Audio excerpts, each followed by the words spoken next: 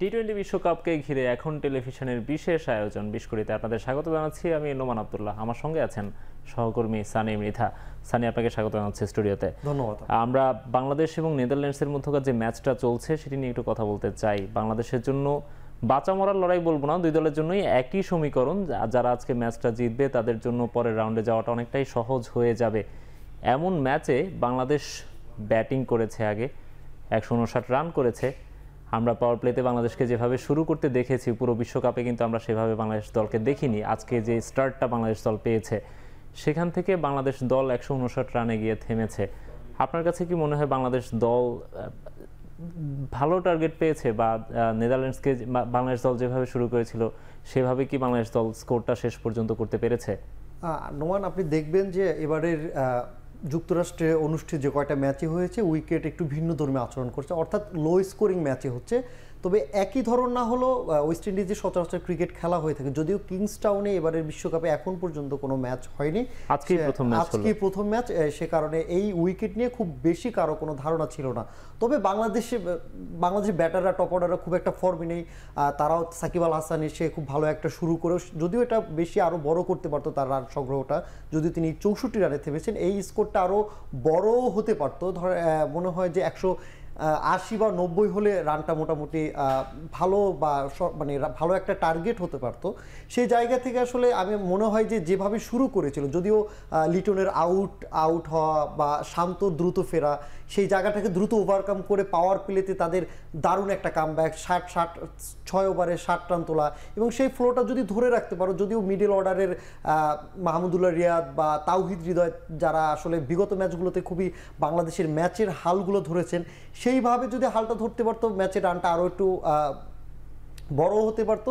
একই সাথে সাকিব আল হাসান যেভাবে শুরু করেছিলেন সেটা যদি শেষ করতে পারো, সেই ফ্লোতে যদি যেতে পারতো, আমার মনে হয় রানটা আরও বড় হতে পারতো। এবং ওই রানটা আরও, আমার মনে হয় রানটা এখন পর্যন্ত স্কোরিং একটা ফাইট হবে। বাংলাদেশ যদি ভালো বোলিং করতে পারে, যদিও নেদারল্যান্ডসের সাথে সাম্প্রতিক ওয়ানডে ফরম্যাট ছিল, তারপরেও সাম্প্রতিক বিশ্বমঞ্চে খুব ভালো একটা সুখকর স্মৃতি নেই। তবে দেখা যাক ম্যাচ শেষ হওয়া পর্যন্ত আসলে বলা যাবে।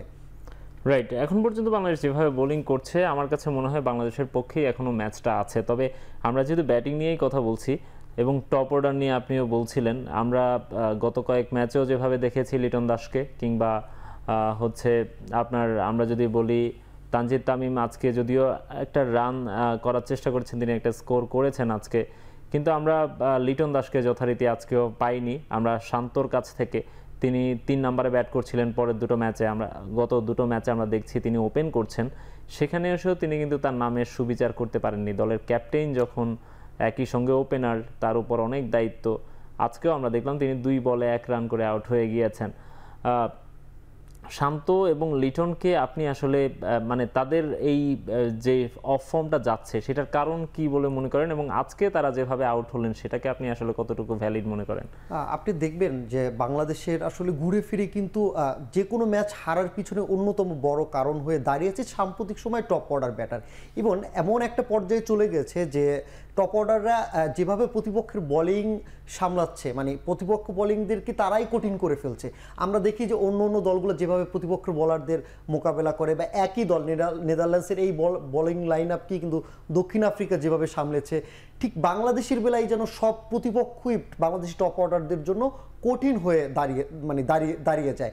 একই সাথে যদি শান্তর কথা বলেন, আমার কাছে মনে হয় শান্ত যে ফর্মে ছিল অধিনায়ক হওয়ার আগে, সেই ফর্মটা কিন্তু এখন একেবারেই না। আমার কাছে মনে হয় অধিনায়ক হওয়ার পরে তার কাছে একটা বাড়তি চাপ, ম্যাচ জিততে হবে বা নানা সমালোচনা এইটা উতরাতে হবে, এবং দলকে সুপার 8-এ নিতে হবে, এইরকম একটা চিন্তাধারা, মানে দলগত একটা চিন্তার কারণে হয়তো আলাদা প্রেশার ক্রিয়েট হচ্ছে শান্তর উপরে, যেটা আমরা ম্যাচে দেখতে পাচ্ছি। তিনি নিজেকে মেলে ধরতে পারছেন না, খুবই বাজে শটে আউট হচ্ছেন, যেসব শটগুলো কিন্তু সাধারণত শান্ত কিন্তু বাউন্ডারি বের করে ফেলেন, বা এই ধরনের ভুল আগে করলেও মাঝখানে কিন্তু ভালোই শুধরে নিয়েছিলেন ওনাকে।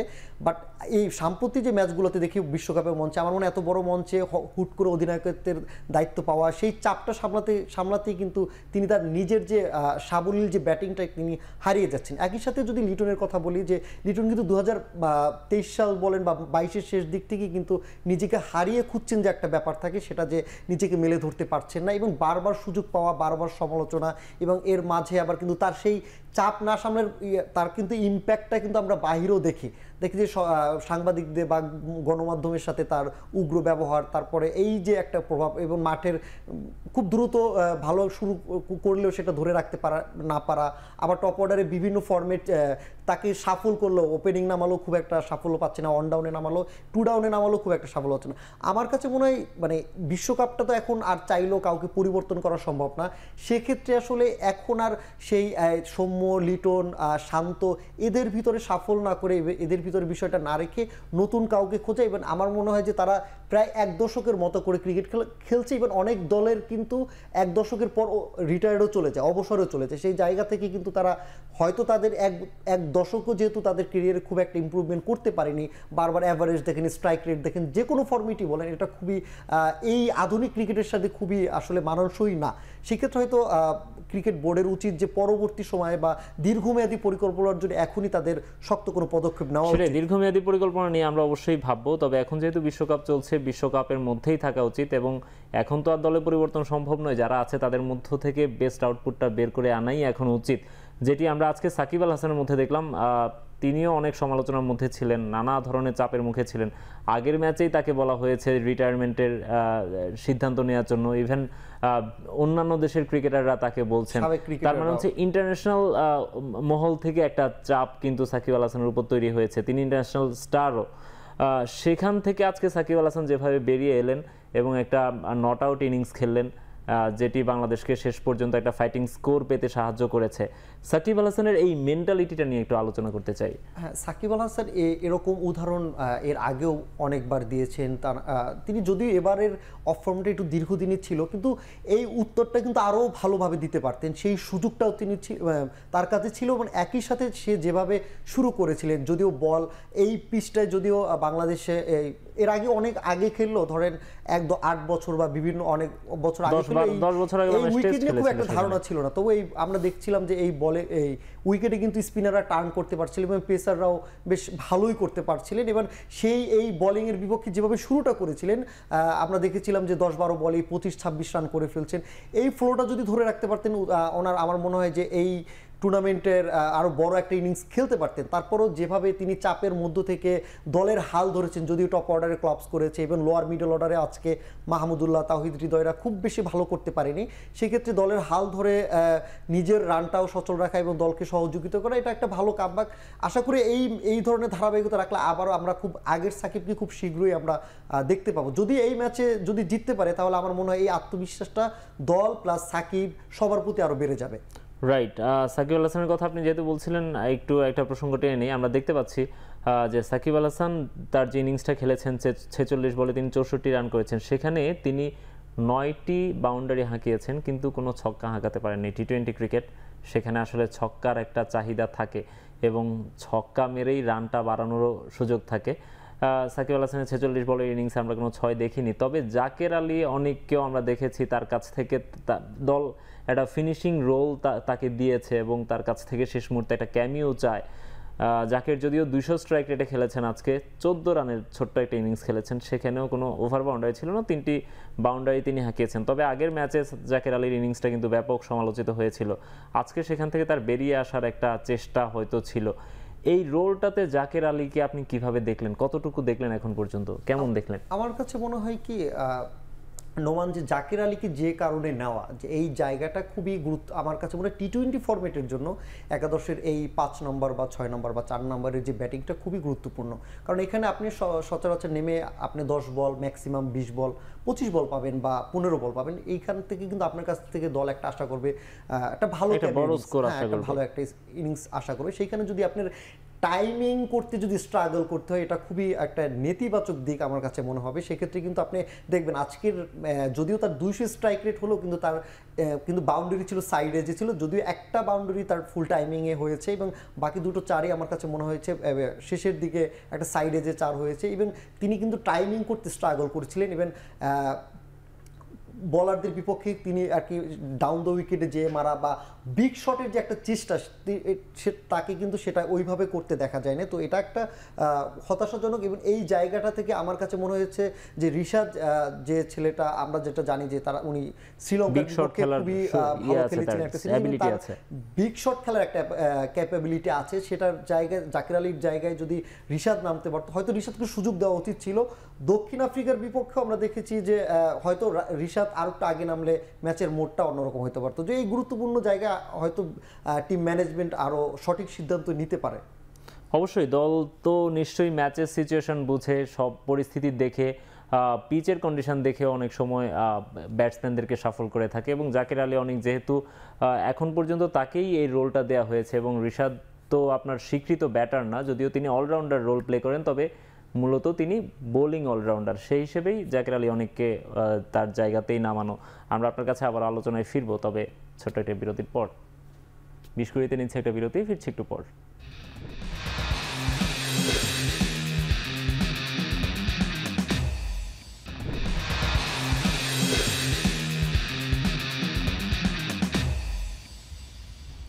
বিরতির পর আবারও ফিরে এলাম 20-20-তে।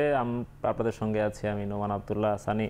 আমরা কথা বলছিলাম বাংলাদেশের ব্যাটিং নিয়েই। বাংলাদেশের ব্যাটিংটা নিয়ে আরেকটু কথা বলতে চাই। মাহমুদুল্লাহ রিয়াদকে আজকেও আমরা দেখেছি যে 21 বলে 25 রানের একটি ইনিংস খেলেছেন। টি-20-র জন্য অবশ্যই মানানসই নয়, 119 স্ট্রাইক রেটে তিনি খেলেছেন, তবে মাহমুদুল্লাহ রিয়াদ ট্রাই করছেন। তিনি যেভাবে কামব্যাক করেছেন ইন্টারন্যাশনাল ক্রিকেটে, এবং বাংলাদেশ দলের হয়ে এখন পর্যন্ত বিশ্বকাপে সবগুলো ম্যাচেই ডাবল ডিজিটে পৌঁছানো একমাত্র ব্যাটসম্যান মাহমুদুল্লাহ রিয়াদ। আজকে তার ক্যারিয়ারের 200তম ছক্কা হাঁকিয়েছেন টি-20 ক্যারিয়ারের।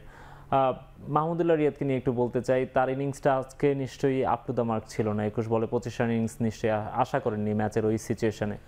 হ্যাঁ, অবশ্যই মাহমুদুল্লাহ রিয়াদ আসলে যেভাবে কামব্যাক করেছেন 2023 বিশ্বকাপ থেকে আমরা দেখেছি যে তিনি কিন্তু ধারাবাহিকভাবেই নিজের রোলটা খুব ভালোভাবে প্লে করছেন, এবং অনেক সময় তিনি ম্যাচ জিতিয়ে মাঠ ছাড়ছেন। এটা আমরা বিগত 2 ম্যাচে, যদিও শেষের ম্যাচটাও তার কাছে সুযোগ ছিল, কোনো কারণে হয়তো পারেনি, তবে এই ম্যাচেও তার নিজেকে আরও কিছু প্রমাণের সুযোগ ছিল, যেহেতু সাকিবের সাথে তার কিন্তু দীর্ঘদিনের একটা পার্টনারশিপ থাকে। আর প্রায় আগের ম্যাচগুলোতে দেখতাম যে সাকিবের সাথে খুব ভালো একটা পার্টনারশিপ গড়তে পারেন। সেই সুযোগটা হয়তো জাকির আলীর যে বলটা জাকির আলী ওই সেট হওয়া বা কিছু বল ডট হচ্ছিল শুরুর দিক থেকে, আসলে মাহমুদুল্লাহ রিয়াদ যেভাবে পরবর্তীতে শুরু করেছিলেন, পরপর কয়েক ওভারে ছক্কা হাঁকিয়েছেন, কয়েকটা ওভার বাউন্ডারি হাঁকিয়েছেন, এবং একই সাথে যখনই তিনি ব্যাটে বল হচ্ছিল বা টাইমিংটা ভালো হচ্ছিল, উইকেটটার প্রতি মোটামুটি তার ধারণা হচ্ছিল, ঠিক তখনই কিন্তু আউট হয়ে গেছেন। আর তার কাছ থেকে হয়তো এই রানের স্কোরটা যদি আরেকটু বড় হতে পারতো, হয়তো বাংলাদেশের দলীয় স্কোরেও এটা খুব একটা ইম্প্যাক্ট পড়তো, আমার কাছে এটা মনে হয়। এবং তিনি যদি আরো কিছুক্ষণ টিকে থাকতেন, দল হয়তো আরেকটু বড় সংগ্রহ পেত, যেভাবে তিনি পরবর্তীতে ব্যাক করেছিলেন। তার কাছ থেকে এটাই প্রত্যাশা ছিল যে সব থেকে ভালো কিছু এনে দিবে বাংলাদেশের ব্যাটিং ইনিংসে। ওভারঅল বাংলাদেশ যে স্কোরটা করলো, সানি 159 রান করেছে। নেদারল্যান্ডস এখন ব্যাট করছে, এবং আমরা যতটুকু জানছি যে আর শেষ 5 ওভারে তাদের হয়তো 50-এর মতো রান লাগবে। তাদের হাতে এখনো অনেকগুলো উইকেট আছে, 6টা উইকেট আছে। এই অবস্থায় বাংলাদেশের জন্য আসলে ম্যাচটাতে কামব্যাক করা বা এই ম্যাচটা নিজেদের পক্ষে আনা, কি করা উচিত, বা কিভাবে আসলে নিজেদের পক্ষে আনা যায় ম্যাচটা, বা কেমন হতে পারে রেজাল্ট, আপনার কাছে কি মনে হয়? এই ম্যাচ থেকে টি-20 জায়গায় আসলে এইখানে প্রেডিক্ট করা খুবই ডিফিকাল্ট। এইখানে আসলে যেভাবে বাংলাদেশের বলাররা নিজেদের প্রমাণ দিয়েছে, পেসাররা সাথে, যদিও সাকিব আল হাসান দেখলাম আজকে দারুণ শুরু করেছে, যদি তাদের নিজের সেরাটা দিতে পারে, হয়তো বাংলাদেশের পক্ষে ম্যাচ হতে পারে। ইভেন নেদারল্যান্ডসের লোয়ার মিডল অর্ডারও খুব ভালো ব্যাটার, আমরা দেখেছি যে গেল বিশ্বকাপে কিন্তু তাদের এই লোয়ার মিডল অর্ডাররা, যদিও ওটার বারবার বলছি ভিন্ন ফর্মেট, টি-20তে এই রানটা আসলে তাদের জন্য তারা অনেক হয়তো ঝুঁকি নেবেন এই রানটা তোলার জন্য, এবং তাদের লোয়ার অর্ডার এর আগে কিন্তু নেপালের বিপক্ষে খুব ভালো খেলেছে। এই ম্যাচও যদি তাদের সেরাটা দেখে রান উপেক্ষায় কিন্তু রানের থেকে কিন্তু খুব একটা বেশি না, বল অপেক্ষায় যে রানের যেটা প্রয়োজন রান, তো এই জায়গার থেকে যদিও এখন অধিনায়কেরও কিছু আর কি বিষয় থাকবে যে উনি ক্যাপ্টেন্সি শেষ মুহূর্তে কাকে বোলিংয়ে আনছেন। আমরা জানি যে সম্প্রতি সময়ের ভিতরে মুস্তাফিজ শেষের দিকে দুর্দান্ত বল করে, এবং তার সাথে কিন্তু তানজিম সাকিবও কিন্তু শেষের দিকে এখন ভালো বোলিংয়ের একটা ধারাবাহিকতা আছে। তো দক্ষিণ আফ্রিকা বলেন, এর আগে শ্রীলঙ্কার বিপক্ষে তারা বাংলাদেশের বোলাররা যেভাবে বলটা করতে পেরেছে, এবং যেভাবে লো স্কোরিং ম্যাচের যে পুঁজিটা যেভাবে আটকে রাখতে পেরেছে, একই রকমভাবে যদি তাদের দায়িত্বটা ঠিকভাবে পালন করতে পারে, আমার মনে হয় যে এই রানটাও তাদের পক্ষে ডিফেন্ড করা সম্ভব।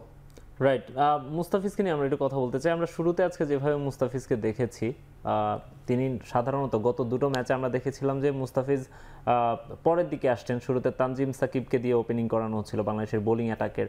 আজকে আমরা দেখেছি মুস্তাফিজ স্ট্রাইক বোলিংটা করলেন, সেখান থেকে তিনি 2 ওভার করেছেন, 9 রান মাত্র দিয়েছেন, খরচ করেছেন, যেটা টি-20তে দারুণ ব্যাপার অবশ্যই। তানজিম সাকিবকে আমরা পুরো থ্রু আউট দ্য টুর্নামেন্ট আমরা দেখছি যে তিনি বেশ ভালো বোলিং করছেন, উইকেট তুলে নিচ্ছেন। আজকেও তিনি উইকেট তুলে নিয়েছেন। তাসকিন আহমেদ আজকেও প্রথম ব্রেক থ্রুটা এনে দিয়েছেন। সব মিলিয়ে বাংলাদেশের যে পেস অ্যাটাকটা, আমার কাছে, আমি ব্যক্তিগতভাবে মনে করি এখান থেকে এখনও বাংলাদেশের ম্যাচটা ছিনিয়ে আনার সুযোগ কিন্তু আছে। হ্যাঁ, আমার কাছে আসলে আমি আপনার সাথে যে ছিনিয়ে নেওয়ার সুযোগ অবশ্যই আছে, কিন্তু কতটুকু সেই কাজটা করতে পারে সেটাও আসলে দেখার। কারণ আমরা দেখেছি যে যেভাবে নেদারল্যান্ডস শুরু করেছে তাদের টপ অর্ডাররা, আমরা যদিও ম্যাক্স ওদুদ তিনি গেল ম্যাচে একটা 50 করেছেন, তাকে দ্রুত ফিরিয়ে দেওয়া হয়েছে। ইভেন ওপেনাররা খুব বেশিক্ষণ টিকতে পারেনি, তারপরে তাদের 10 ওভারে 70 রান তোলা এবং একই সাথে সাথে উইকেট পড়লেও কিন্তু তাদের রানের যে ধারাবাহিকতা তারা কিন্তু সেটা বজায় রেখেছে এবং একই সাথে তারা কিন্তু সব কয়টা বলারই এরই মধ্যে খেলে ফেলেছে এবং তাদের বোলিংটাও মোটামুটি তারা ধারণা করতে পারছে যে এই উইকেটে আসলে কার বল কেমন হচ্ছে। সেই সাথে যদি এখন আপনি যদি একটু বলেন যে মুস্তাফিজের কথাই যেহেতু বলেছেন, হ্যাঁ, মুস্তাফিজ আসলে এই যুক্তরাষ্ট্রে আসার শেষ ম্যাচ থেকে শুরু করে টানা এখন পর্যন্ত দারুণ বল করছেন। একই সাথে আবারও বলছি তানজিম সাকিবও দুর্দান্ত বোলিং করছে, তবে বাকি যে ওভারগুলো থাকে সেগুলোর উপরে আসলে নজর থাকবে। যদিও তাসকিন আহমেদও খুব ভালো বোলিং করেন, তবে নেদারল্যান্ডসের এই কিংসটাউনে কিন্তু এই মাঠে কিন্তু বাংলাদেশের অভিজ্ঞতা খুবই সুখকর। আপনি যদি জানেন যে বাংলাদেশের প্রথম টেস্ট ম্যাচ জয় বিদেশে এইখানে, এবং 2007 সালে কিন্তু এই মাঠেই কিন্তু প্রথমবারের মতো বাংলাদেশ সুপার 8-এ উঠেছিল, যে টি-20 বিশ্বকাপের প্রথমবার, সেটাই একমাত্র সুপার 8-এ ওঠা বাংলাদেশের। এবং এই ওয়েস্ট ইন্ডিজের বিপক্ষে প্রথম জয়টাও তাদের মাটিতে কিন্তু এই কিংসটাউনে হয়েছে। যদিও এই সব সুখকর স্মৃতির মাহমুদুল্লাহ ওই দলের সঙ্গে ছিলেন, সাকিব আল হাসানও ছিলেন, এবং তাদের অভিজ্ঞতা এবং সেই সুখকর স্মৃতির যে একটা প্রভাব, ওইটাকে পুঁজি করে যদি কিছু একটা করতে পারে। রাইট, সাকিব আল হাসানের কথা আমরা শুনছিলাম। সাকিব ব্যাট হাতে আজকে যদিও ভালো করেছেন, তবে বল হাতে আজকেও কোনো উইকেট তিনি পাননি। 29 রান খরচ করেছেন। আজকের ম্যাচের হিসেবে অনেক এক্সপেন্সিভ বলা যাবে না, টি-20-র জন্য আমার মনে হয় এটা পারফেক্ট বোলিং ফিগার, কিন্তু তারপরে তিনি উইকেট পাচ্ছেন না। সাকিব যে বল হাতে উইকেট পাচ্ছেন না পুরো বিশ্বকাপে এখন পর্যন্ত উইকেট পাননি, এইটা তো বাংলাদেশের জন্য নিশ্চয়ই অনেকটাই কনসার্নিং। এটা নিঃসন্দেহে আপনি বাংলাদেশের দীর্ঘদিন ধরে আব্দুর রাজ্জাকের পরই বা আব্দুর রাজ্জাক থাকা অবস্থায় বাংলাদেশ দলের স্পিন ইউনিটকে নেতৃত্ব দিয়ে যাচ্ছিলেন সাকিব আল হাসান, এবং তিনি ব্যাট হাতে কিছু না পারলেও সবসময় দেখতাম যে বল হাতে প্রতিপক্ষকে ঘায়েল করছেন বা টার্নিং মোমেন্টে উইকেট নিয়ে দিচ্ছেন, এবং একটা খুব ভালো একটা মানে ইম্প্যাক্ট তার বোলিংয়ে থাকছেন। সেটা কিন্তু এবারে বিশ্বকাপে একদমই দেখা যায় না, এটা খুবই আসলে কনসার্নিং। আমার কাছে মনে হয় কি সাকিব আসলে সাম্প্রতিক সময়ে খুব ব্যক্তিগত বিষয়, আসলে খেলার মাঠের থেকে মাঠের বাইরের বেশি সময়টা দেওয়া, এবং সে পেশাদারিত্বের এখানে একটা ঘাটতি। যে আপনি যতই বলেন আপনি বড় খেলোয়াড়, বড় অলরাউন্ডার, কিন্তু আপনার practice makes a man perfect, এই লাইনটাই কিন্তু সাকিব আল হাসানের সাথে আসলে খুব একটা যায়। যে সাম্প্রতিক সময় আমরা দেখি যে সিরিজ অনুশীলন থাকা, সিরিজ চলাকালীন সময় তিনি বিভিন্ন জায়গায় ব্র্যান্ড প্রমোটিংয়ের জন্য যাচ্ছেন, এবং দেশের বাইরে যেও দেখছি অনুশীলন না করে বিভিন্ন প্রোগ্রামে অ্যাটেন্ড করছেন। এই যে ইম্প্যাক্টগুলো, ওই জায়গায় যে ল্যাকিংসগুলো হয়তো এখন আমরা মাঠে দেখতে পাচ্ছি। আপনি যতই ভালো খেলার হোক, নতুন মাঠ, আপনার কিন্তু অনুশীলনের মধ্যে থাকা উচিত, এবং সেই জায়গাগুলোই কিন্তু আমার মনে হচ্ছে যে সাকিবের ল্যাকিংস ছিল, যার ফলে সাকিবের বল হাতে এখনো জ্বলে উঠতে পারছেন না। রাইট, এবং আমরা আশা করব শীঘ্রই সাকিব আল হাসান তার যে এই যে আপনি যেগুলো বলছিলেন প্র্যাকটিস বা তার মনোযোগ সব কিছু বাড়াবেন।